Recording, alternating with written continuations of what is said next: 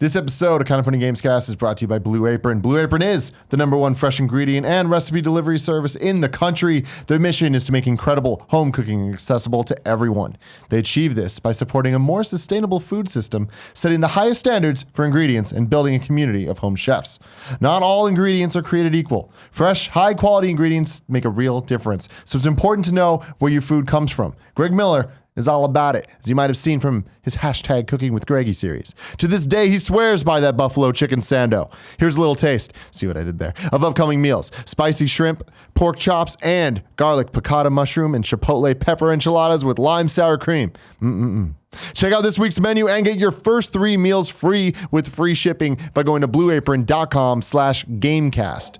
You will love how good it feels and tastes to create incredible home-cooked meals with Blue Apron, so don't wait. That's blueapron.com/gamecast.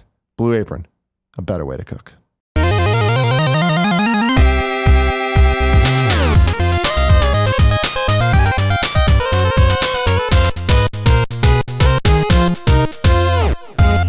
What's up, guys? Welcome to the first ever episode 104 of the Kind of Funny Gamescast. As always, I'm Tim Gettys, joined by the coolest dudes in video games, Colin Moriarty and Greg Miller. Hey. The Gamescast, as always, brought to you by Patreon producer Steven Insler. I want to meet you one day, Steven. I want to give you a firm handshake. At least the firm is like you owe him. You owe him a firm hand job. I do. And for as long as he squeeze it, you can squeeze it really hard. As long as he's been doing Patreon producing, he needs something special. Yeah, I imagine he's doing some seducing his day as well. He's learned from Nick Scarpino. And also, thank you all for supporting us at the $20 above level over on patreon.com/kindoffunnygames for the month of December. I think it was. You did good. You did good. Thank you. So y'all done the thing. There's your names. Congratulations. Things are happening. And also, for probably one of the last times we'll have to say this, Kind of Funny Live 2 is available for all supporters on patreon.com/kindoffunnygames at $1 or above. It'll go free to everybody on February 6th. Thank you for all the kind words so far, for all the people that have seen it. Many people have seen it. 15,000 people, most that have ever watched something. That's been exclusive. Nice. Exclusive. Yeah, Thank you all for your support. About that. It seems like you might have wanted that. Yeah, exactly. Maybe we kept you waiting for it. Maybe. You never know. Huh? Yeah. How you guys doing? I'm good. It's been a long week. I'm excited to end it. Of course, if you are a patreon.com/kindoffunnygames supporter, sorry that this episode is late. This first topic, as you can tell from the headline, we're going to review Resident Evil 7. It's been a lot of work this week. Everybody's been sick. Everybody's running around doing stuff. I'm excited for the weekend. I'm worn down. And I also just started an iPhone game I'm very stoked about that I want to talk about next week. A normal lost phone, which is totally, I'm like literally, I've been playing this thing for the 5 minutes leading up to this Gamescast because I just got my code for it. And it's hitting all those chords of Emily Was Away. I love that. The idea is you open it up and now your phone is this lost phone you found, and now you need to read through this dude's messages to piece it all together to figure out. It's a mystery game. I'm looking forward to it. I might want to do a Let's Play of this. Okay. That could be fun. Do you have your Keep little playing, dongle let me here? know how things go. Not with me now, but you know. I'll know the whole mystery then. I don't want to do it today, but I want to. All right, well, I'm sorry. Strike while the iron's hot. That's not the Tim Gettys motto. Not Tim Gettys motto. No. Colin, how are you? I'm fine, thank you. Good. I'm hanging in there. It was a very busy week. Colin was right, was basically twice as long as the first episode, so I was really in the weeds with that one, and had some, speaking of Resident Evil 7, Erin works nights now, and I have to watch. She works 7 p.m. to 7 a.m., and I have to watch Lola, our dog. It's easier to do it at her apartment. So on Monday, I went over there, and we got Resident Evil, and I put it in, started playing it, and then the power all goes out, and then comes back on. And then the power, this happens 4 times that night. And I have to like redo parts of the game over and over again. I'm like, I just keep playing, because I'm like, maybe. So the next day on Tuesday, people come over, and they're like, the transformer is exposed outside and all this kind of stuff. Leading, not you're a transformer. Hey, I think I found a transformer over here. I work for PG&E. But the rain's been battering this thing, and the electric's all. So on Tuesday we had no electricity at the house at all, so I couldn't even play. Jeez. Then they've turned it back on at night. Then every day they're there. So I really only had. I guess what I'm saying is I had all these. It's almost like the game's excellent, but almost like these bad omens of you're not meant to play this game. Like like I try to play it on Monday, then I go home on Tuesday, I can't play it. Then on Wednesday, I have to edit. Colin was right, and so we have I can't play until the very end of the night. And then yesterday, I stayed up till 3 a.m. playing as far through it as I could. I thought it was so fucking. So how am I doing? I'm fine, but that was a frustrating situation. It sucks because I was so excited. I thought we were going in the opposite direction, where you're like, Aaron works at night, so I'm playing Resident Evil with Lola the dog next to me, and like fucking scary, and like last night was like thunderstorms and rain hitting. I'm like, this is fucking cool. This is the way to do it. No, she's next to me pawing because there's a blanket and she wants to get under it and she just won't stop doing it until I lift it up so she can go. Sure. So it's a whole kind of thing of a distraction. But I just thought it was kind of an unfortunate time to get Resident Evil 7's considering the edit on Colin was right and then this electrical problem. Everything combined and tried to dissuade me from playing it. But if it wasn't for Colin Moriarty luck, you'd have no luck at all. I know. It's true. Whatever that means. So let's get right into it. Resident Evil 7. Right. A review / impressions. Sure. Greg. Yeah. Well, let's go this way. How did you play it? Sure. And how much of it did you play? Okay. I played the first 4.5 hours of what my game clock says at the end, 10 hours of Resident Evil. I played the first 4.5 in VR. I put up Instagram posts and Twitter stuff that I'd gone into the spare bedroom, the old studio, and set up the desk and put all the stuff there. So it's just standing now that we can go in there and play VR games and not have it be a whole rigmarole. Set that up, played the first 4.5 hours there. Really dug the VR experience. I talked about it coming at PSX, coming out of the demo right to our panel. The fact that I used it and I liked it, but I was like, a little bit motion sick. The default way they have it set up of those 30-degree turns set to the right stick really solved a lot of problems for me, where I jumped in and was going and I played those 4.5 hours and did not get sick. And it was like, I'm in this, I'm enjoying this is great. And then it was that Wednesday, came home from work, we booked out a half day to actually play this game to make sure we had time to get through it and everything. Came home and I wanted to be in PJs on the couch. And it sucked because we had gotten it Monday, so I had done Monday night and I had done a little bit on Tuesday in VR. And I liked it and I did enjoy the experience and want to keep going for it. But it was that thing of just like, I want to sprawl out on the couch, have a blanket over me, have Portillo curled up underneath it, and just like chill out and play the game that way. So I played the next 6 hours roughly that way throughout Wednesday and then throughout just last night. It was a similar situation to where Colin is right now in the game. No spoilers. I was probably 30 minutes, maybe even less ahead of where he stopped right now. And then I was like, I bet I'm really close to the end, but I'm tired. I want to stop. And this is on, Wednesday night. And so then I came home last night and 15 minutes, beat the game. I was like, damn it. I hate it when you do that. When you leave just that morsel. So close. But it was like 12:30 and I'm like, I got to do the morning show and everything else. I'm not going to get up. Man, that was the thing that stopped me yesterday because I was up to almost 3 and I knew that I had to get up to do the morning show. So I didn't want to be groggy and whatnot. Sure. So about half of it in VR, half of it just roughly. PlayStation 4 normal. Yeah. Then you beat it. Yep, beaten. Cool. I've beaten it. Yeah. Colin? I am 7 hours. My clock says 7 hours and 40 minutes, and it sounds like I'm less than a half an hour away from the end. So maybe I should have just kept going. I think the game. I played it all standard. I had intended on playing it in VR. We were supposed to originally, or the rumor was we were supposed to get it on a Friday, and I was going to be home that entire weekend. So I was intending on playing it through VR at my house. But that shit is so annoying to take back and forth and reconnect and disconnect or whatever. I'm just like, that's fine. I'm just gonna give it a try later on in that and play it. That's why we got the room now. Thanks. So I played in the standard way. My first impressions of the game were not good, and the more I played it, the more I really understood it, and the more I liked it. And I think that 100%. And I think that it's. I think to get some of the bad out of the way, I don't think the game's exceptionally pretty. In fact, I thought the game really looked bad in the beginning. It seemed washed out. We were talking about this. I got some sort of intentional Resident Evil 4 vibes from the beginning of the game. I don't know if anyone else is going to get that or if that was intentional, but it seemed like that way to me with the way it starts and kind of the scenery and the foliage and the interconnected kind of buildings and stuff like that and kind of, Sure. For me, it was that's where I started in VR, and I don't want to spoil stuff. I think there's some restrictions there on what they want us to talk about. But for me, when I jumped in, that was my first impression of like, fuck yeah, playing in VR started, and I was like, whoa. Oh no, oh man, there's jaggies, and I looked down and like there was this weird thing where when you're looking out and you look down, there's like this mesh of where it would be at your feet where they're clearly trying to make the shadows happen, and it looked like garbage, like, oh fuck, if this is how the whole game's gonna be, uh-oh. But I felt as soon as I got into a house, it looked better. I know what you're talking about in terms of like, it doesn't look amazing, but yeah. In terms of graphics, I thought the environments look, and I agree with the beginning of the game was a little weird, and there's a reason for that you'll see as you play it. But when you're in the house, I think the environments are really good looking, and I think that especially because the vignette that's constantly going on, where you only are seeing part of the screen. I feel like it really draws your eyes to the environment, and it doesn't look as good as something like, say, PT, but I think that's because that was just a hallway that you're going over and over. For how big this environment is, I was really impressed by it graphically, was totally not impressed by the characters. And the characters they look so bad in that environment that it really takes you out of it. And I was just like, fuck, like this is not only just like not good looking, it's bad. Yeah. Yeah, I think that, some of these minor complaints aside, I think the things that the game nails and why I think it's a really great game is I think the pacing is really good. And pacing is not always important in video games. I think it's an overused and overall kind of term. I think it's important in certain games. I think it's important specifically in shooter campaigns, and I think it's important in some other genres, and I think it's very important in survival horror games. And that's pacing and backtracking and all that is the reason why Dead Space is one of the great games of all time, and why I think that Resident Evil, even the original one, and director's cut and remake and all that kind of stuff was so good, because it paced well and it brought you back to places you had been and changes them slightly and increases enemy encounters or anything like that, which I think is really good. And I think Resident Evil 7 really nails that specific part of it.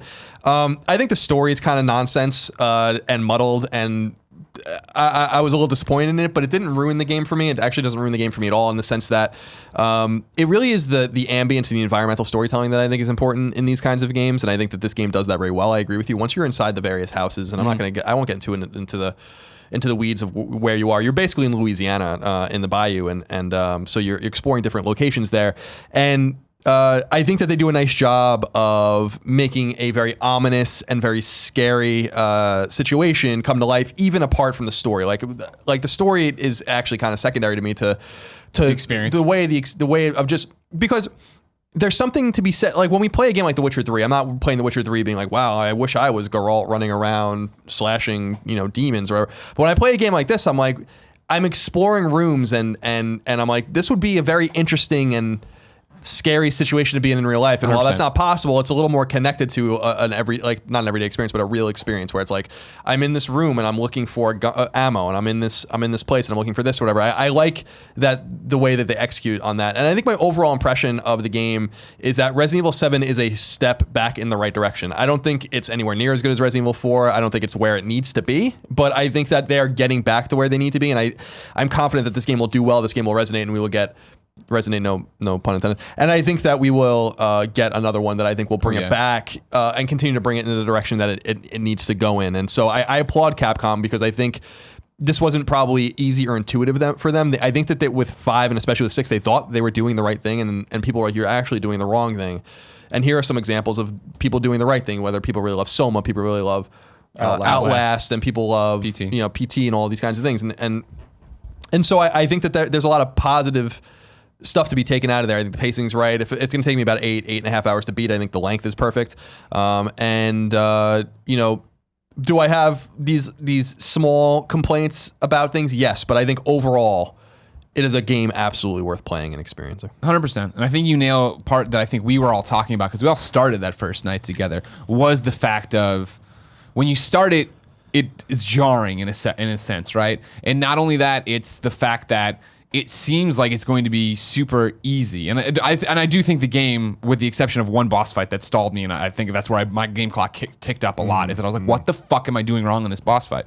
Outside of that, it was like, all right, cool, this thing needs a fuse. And you go upstairs, you found a fuse, and you go put it in. And then like there was like things that were that simple and that quick to figure out. And then you start getting introduced to, all right, now there's a snake door and a scorpion door, and you don't know how you're going to find those keys. You're eventually going to find those keys, but you don't have to worry about it now. And you go through, and your world slowly gets bigger and bigger and bigger to play in, and then it becomes more, well, fuck, how am I going to double back to that? Oh, and remember that. And then you start finding like the photos that are like the treasure, where you come back here and you find that. Or next time you see this kind of baby's head up there, to look up there, and it'll trigger you have a treasure there and stuff. Yeah, exactly. I agree with you in that in the early game, it's very, very, very simple stuff where it's like, here's a key, go right upstairs and do it. But it is once you start seeing all the different doors that you're like, all right, cool, I need to start thinking more with backtracking in mind. And it reminds me of things like Super Metroid and, the Metroidvania style games where I'm like, all right, cool. And it reminded me of what I liked about old Resident Evil games, because even in the other ones, the puzzles were never too crazy. I feel like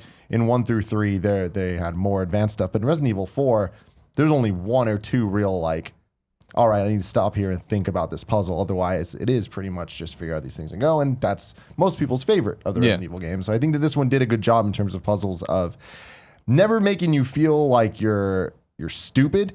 But in the beginning, it was a little bit like, all right, here's a blue key. It goes in this blue hole. And you think that that's what it's going to be. Not to mention the fact that the game is about exploring the environments and picking up pictures and reading diaries. And it's almost jarring in the way that when you first start that game and you start going through those early environments, it is, I mean, there's a giant X over everything you can interact with. So you come in and you immediately know there's 3 things in this room I can interact with. It's going to be hard for them to sneak a key that I'm not going to find and be struggling for an hour to try to figure out where it is. And so that's why I think that the simple puzzles are actually a guise for guiding you in the right way to get you to see all of the hidden stuff and all the like random little like story elements that they want you to know. And I liked that. I really liked the journey it kind of takes you on.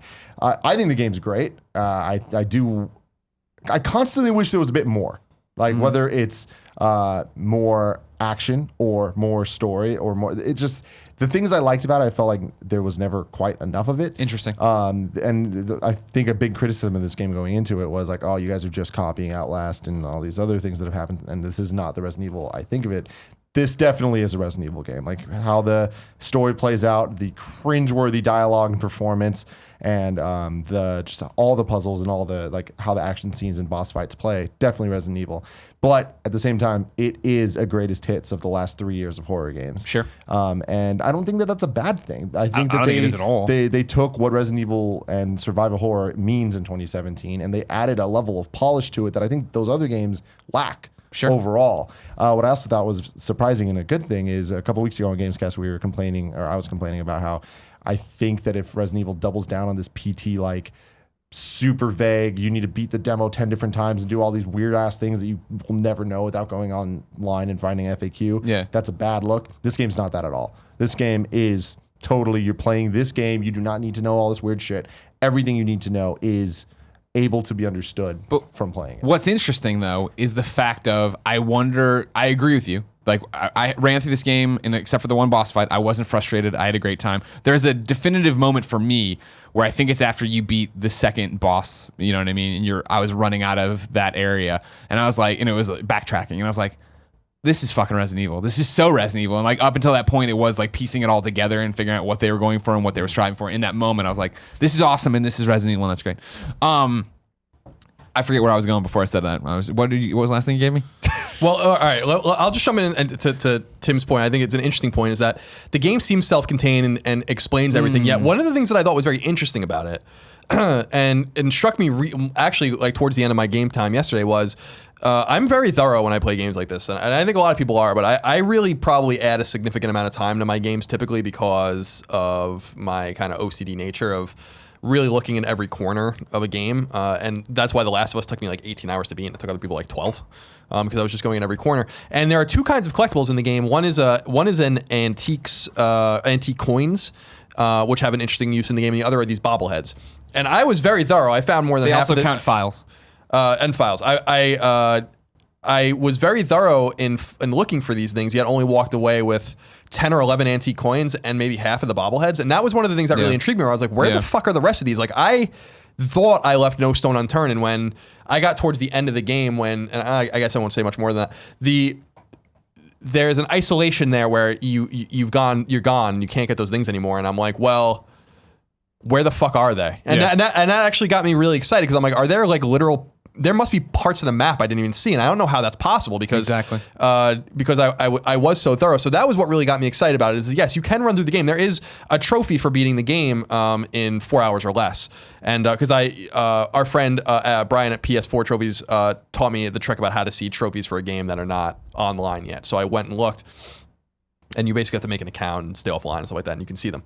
And I looked, and there's a trophy for beating the game in under 4 hours. So you can beat the game very quickly. Yet I didn't even exhibit, I guess what I'm saying, enough thoroughness to be able to find everything. And that was what was so exciting and why, if I didn't have other games to play, and I do unfortunately, so I'm not going to play Resident Evil 7 again, I would be very excited if I bought the game, or this is a game I was sitting with for a few weeks, to go back and figure out what the fuck I missed. Yeah, and even with us, like I was surprised this morning to be talking to you about the game because there was so much things you were telling me that I was like, that's what I was driving at originally, is the fact that, we went through and we think we saw it and we felt like it was cohesive. But in that boss fight I got stuck at, I died at a weird spot when it should have ended, but I should have ended the boss fight, but I died instead of doing it because something happened. And I hit up a colleague and was like, hey, do you have a strategy for this? Am I doing it wrong? And explained what just happened. And she was like, oh, only 25%. I was told that only 25% of players will ever see what you saw there.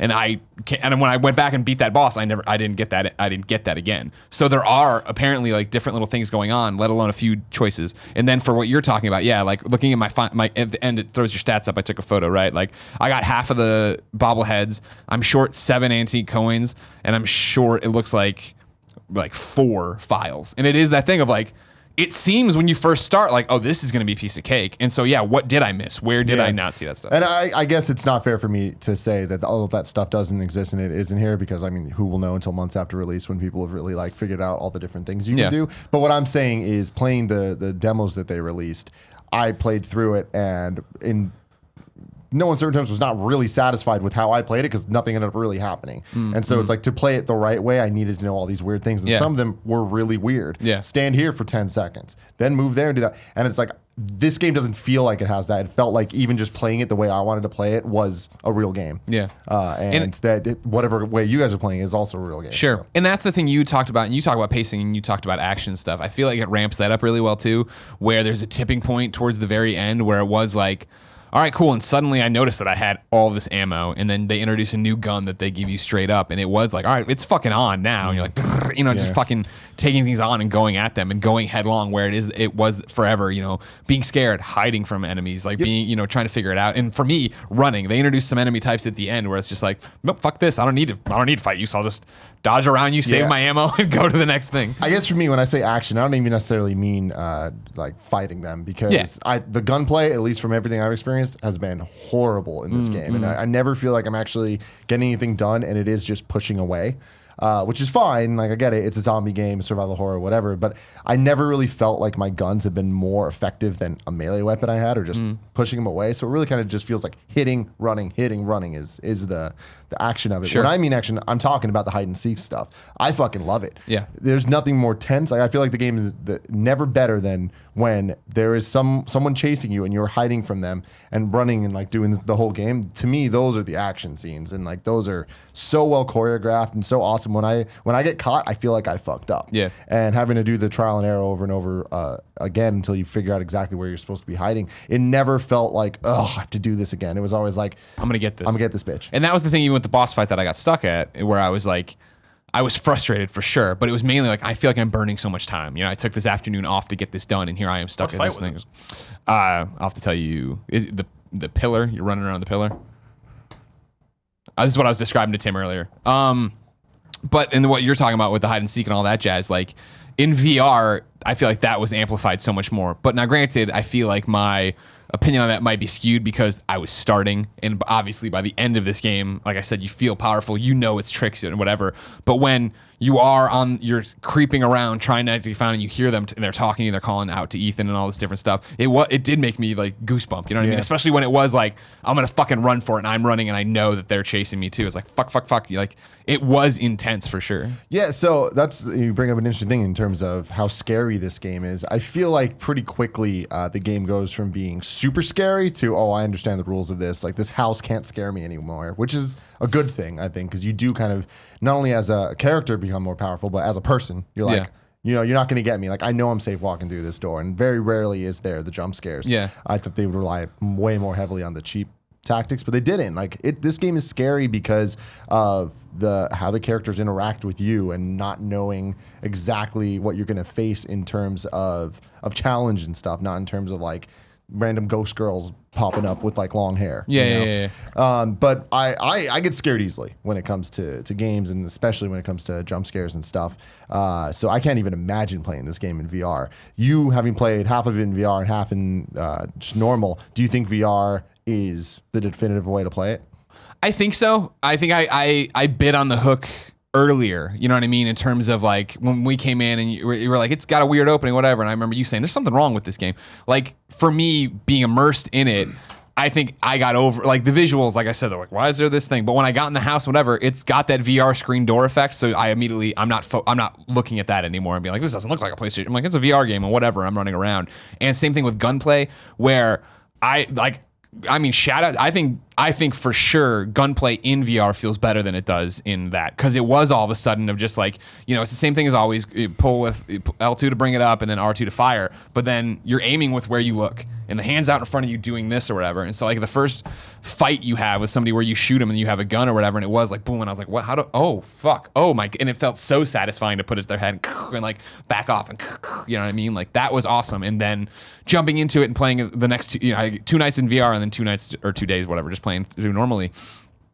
I think it's that weird thing again. I'm adjusted to it. I know what I'm getting into, but there was the normal thing of just like, all right, cool. I'm petting Portillo and I've got my phone and I'm pausing it now and I'm talking to Jen and you know what I mean? Like, whereas when I was just that and you pull it off and it's dark outside and you're in a dark room because you didn't turn on the light. It was like, that's fucking cool. And it is so immersive in that way. And like, I was in that house and that was fun. Is this the example of what VR games can be?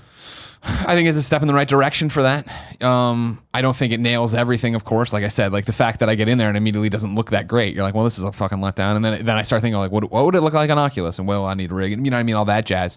I think it's definitely a step in the right direction. Is it I think it's an example for hardcore gamers of like what this could be. And I think it's a testament to how good the game is that it doesn't miss a step. That was my other concern, one way or the other, that I would put on VR. You guys would play it normal, and then you'd love it or hate it, and then I'd be the opposite side of the coin. And I think that it adds something to it, but like being able to take it off and play it 2 nights normally, I was like, I still loved it, and I'm still very intrigued about going back and playing it again and seeing how hard the new difficulty is and all this. And like, there's a definitive choice I'd like to make again and see if how differently it plays out the other side, because I don't know how they really would wrap them together. I think some of the other, some other critiques and also props to the game. I think one of the cool things the game does is because we were saying there is a lot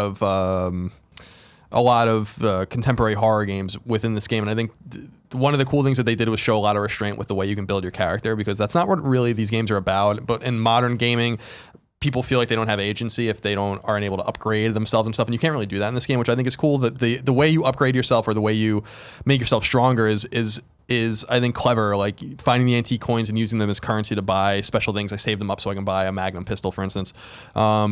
Which I think was pretty cool. You find backpacks that give you more storage space, inventory slots, and you find these, like you were saying, the pictures that show you different treasures of things, like how you can use kind of these broken items. You don't really know how to use them and stuff like that. So I think that they're like, they don't say like, you're level 2 now and your hit points are up and stuff like that. I think that they showed a lot of restraint there as well. I will say one critique I have is that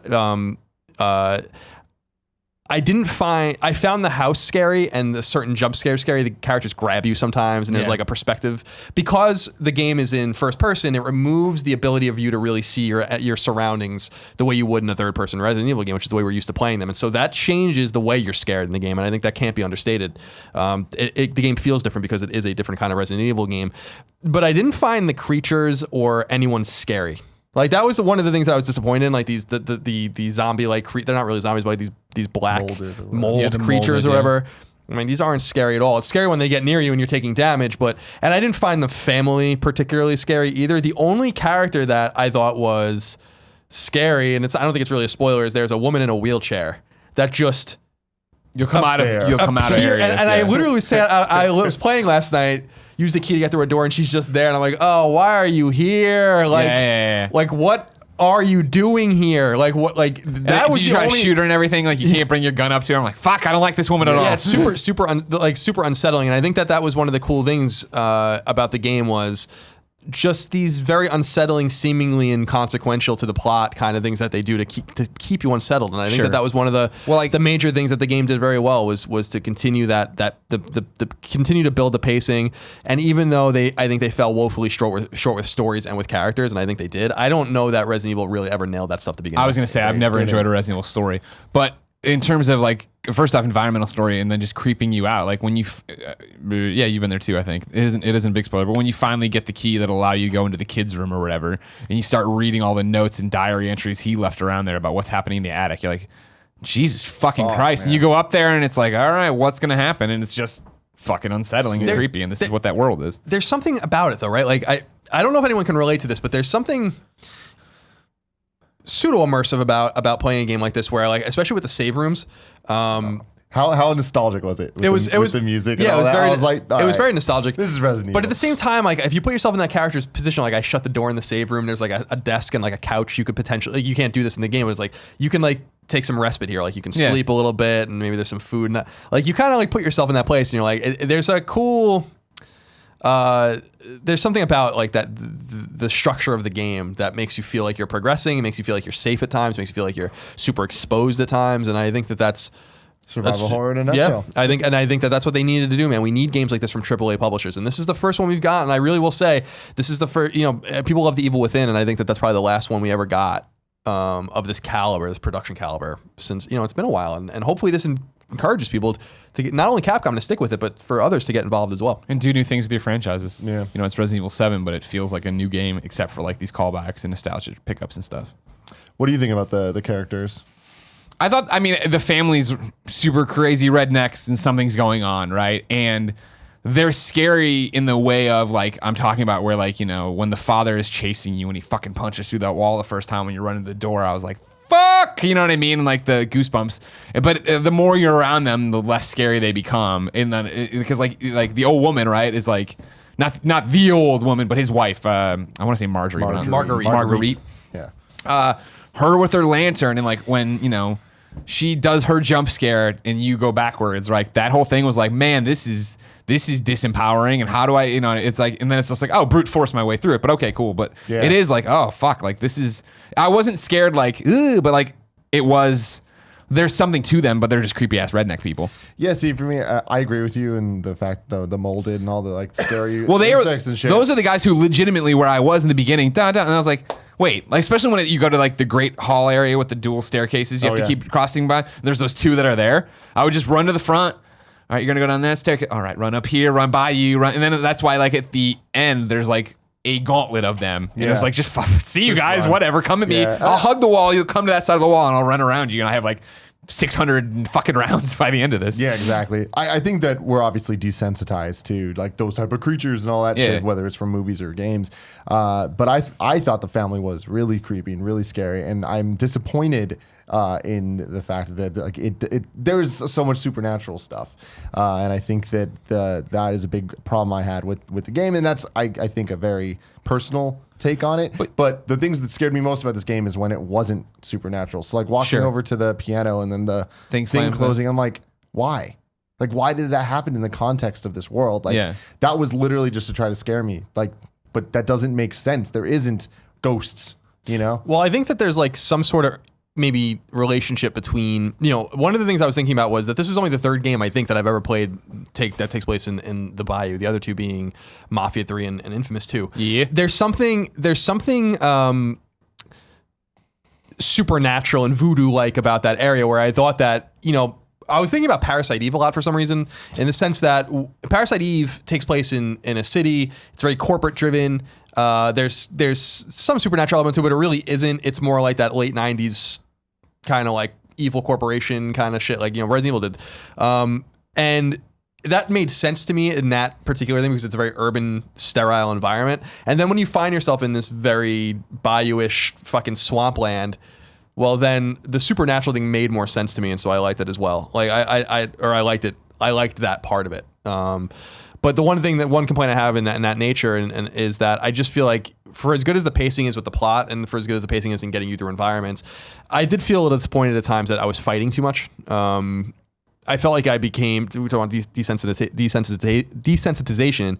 I was desensitized from fighting any of these enemies at the end when I'm like, why do they keep coming at me? Like, it's more scary when one of them just pops out and you don't know and you're killing him, and then you're like looking around, is there like anyone else? And you're like, as opposed to like 5 of them coming at you, I'm like, this isn't really the genetic DNA of Resident Evil. And so for as much as they got back to that in some sense, or in a lot of senses, I think that there were actually too many fights and too many enemies. And I will say that I thought the boss fight, I never look forward to boss fights in these games. That's another thing, is like I always hate them. So I don't know if that's just me or whatever, but I feel like they break up the tenor of the game. Like, you're safe and you're kind of plodding through, and suddenly a big ass monster comes and can kill you all, and then you kill him, and then everything's back. And I know that that's the way a lot of games are paced, but in this particular kind of genre, I feel like they would be better served to have none of that shit. And I think that the game would be way scary and way more unsettling that way. As somebody, I always talked about this on our shows when we talk about, growing up and nostalgia and all that stuff. I always should have loved Resident Evil. Like, I'm such a zombie guy, you know what I mean? It's my favorite horror movie. I own a whole bunch of them, and I really enjoy watching them. But Resident Evil never clicked for me because the controls, and then also the story where it always was, I was always like, this is fucking awesome. You have this town overrun by zombies. Let's make the game, oh, no, now we got this fucking nemesis, and now we got these dolls. And it's like, keep it simple, stupid is always, like what you're taught when you start writing. Keep it simple, stupid in this as well. And that's the one thing I appreciate the restraint for here in Resident Evil 7 is the fact that it is the family. And I was like, okay, cool. And they mutate and they do things. All right, whatever. And then it was like, all right, fuck. These molded characters. Are we getting on? Am I going to? Okay, no, there's a few different types of the molded characters, but not where it's like I'm getting a new fucking one every time that's doing something crazy. They are just the robots for me to get around and go do something else and have to worry about it. And I did appreciate the fact of in the house in certain areas, right, where if I want to, when they first get introduced and like you have to deal with them, you shoot them and they're dead and it's like great. And then I'm like, I leave a room and I come back towards that room. I'm like, are these motherfuckers going to respawn? Are they going to be eating all my bullets? And you go back and they don't. I'm like, all right, cool. This is all right. Good restraint on you. I was afraid this was going to get annoying, and so now they're just minor inconveniences when they pop up, and you can outthink them, you can kill them, you can do whatever you want. But as somebody who always wanted to save their ammo for that boss fight, I never did when I could. Yeah, no. And the thing that I really liked about the game was the VHS mechanic. Yes. I think that it might be my favorite part of the whole experience. Explain this in case people don't know. So the demos were, if for anybody who played the demos, the VHS tape is a very important part where you put it in, you play through the part of the guys going through doing the kind of like Ghost House documentary style thing, right?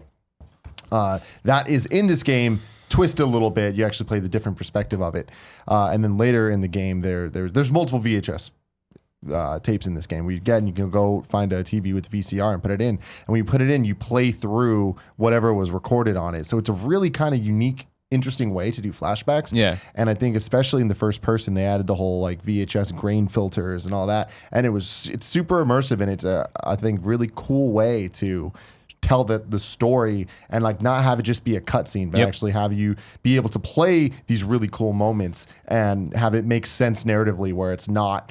You could be in the exact same location, but you're learning something that you're going to need to know in the present time, and it's cool. It was a great way to break it up because it was like you're doing the same thing, running around the same section of a house, and then suddenly you find the tape, you pop the tape in, and you're experiencing from a different place, and it's a room that you will later find out you're going to get to eventually, and then what you know will help you beat it faster, get through it quicker, or just have some kind of idea of where you are and why this matters. Any closing words on Resident Evil 7? I mean, for me, and I know for a fact that I'm so going to be the minority on this, but as somebody who never really dug Resident Evil 4, like this is my favorite Resident Evil. Like Resident Evil 4 I played through, but I was always annoyed with like shooting or possessed people, parasites in the head, and how I didn't feel as accurate. And I never ever liked the controls. And again, here the controls aren't perfect. The boss battle I struggled with was one of the reasons of like, oh, he's coming at me. Oh, fuck, god damn it, fucking run. And then I also with some of the weapons, I had a really hard time telling, am I running? Am I not running? I'm hitting it, and it doesn't feel, even running is just a little bit faster than what it was. All that aside, it was my favorite Resident Evil. I really, really, really dug it. I think that there are certainly better survival horror games in the wild, and even in my opinion, even in the Resident Evil franchise, I think that there are definitely better games. But Resident Evil 7 is great, and is the beginning of a return to form for the franchise that it desperately needs, and that we as gamers desperately need, because this is such a special and important genre. And I do believe that as games become more powerful and become more powerful narrative storytelling devices, that games like this will resonate most. It's similar to the very dystopian end of the world, apocalyptic kind of shit that we see all over television and the movies today that have really come into prominence, notably with The Walking Dead, but certainly long before that with some other more niche shows. I think that that's a powerful way to tell a story, and I think Capcom's a powerful teller of those kinds of stories when their energies are put in the right direction. And I think that this is a great first step in that, and I think that it's a game that people should play. I think it's really good. Definitely think it's worth playing, even if it's not in VR, which is the thing that I find surprising, is I thought it was going to be a game you either need to play in VR or don't, but having just played it normally, it feels like a AAA experience. It has a lot of issues, but overall, very solid game, and it's worth playing just for the experience.